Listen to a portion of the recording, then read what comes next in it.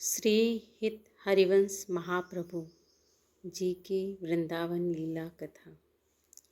वृंदावन जहाँ कण कण में श्री राधा का वास है, जहाँ हवा में भी प्रेम बहता है, इसी पावन भूमि पर प्रकट हुए श्री हित हरिवंश महाप्रभु जी, जो स्वयं को कभी भगवान नहीं कहते थे, बल्कि सदा श्री राधा के दास ही मानते रहे।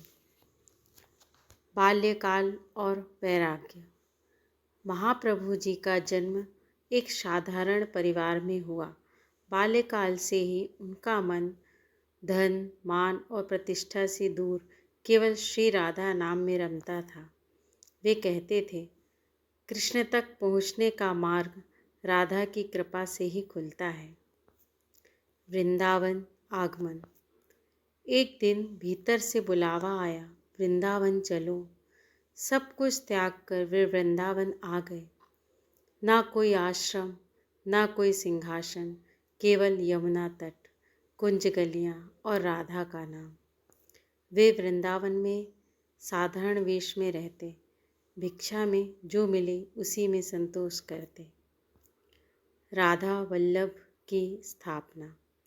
कहा जाता है कि श्री हित हरिवंश महाप्रभु जी की निष्काम भक्ति से प्रसन्न होकर श्री राधा कृष्ण स्वयं प्रकट हुए।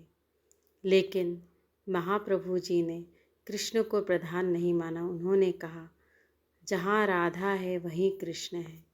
इसी भाव से राधा वल्लभ परंपरा का जन्म हुआ, जहाँ श्री राधा सर्वोच्च है और कृष्ण उनके प्रियतम।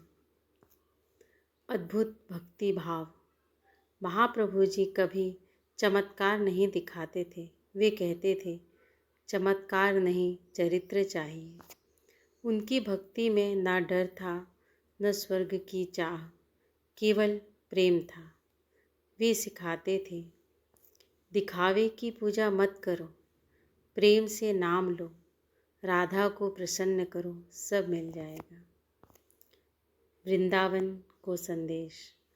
वृंदावन में रहते हुए महाप्रभु जी ने संसार को यह सिखाया, भगवान मंदिर में नहीं, भक्त के हृदय में वास करते हैं।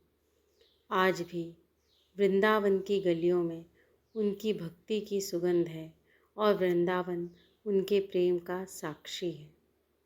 कथा का सार, जीवन संदेश। सच्ची भक्ति दिखावे में नहीं होती, प्रेम ही सबसे बड़ा साधन है। राधा की कृपा से ही कृष्ण मिलते हैं। त्याग नहीं, आंतरिक समर्पण जरूरी है। जय श्री कृष्णा। राधे राधे।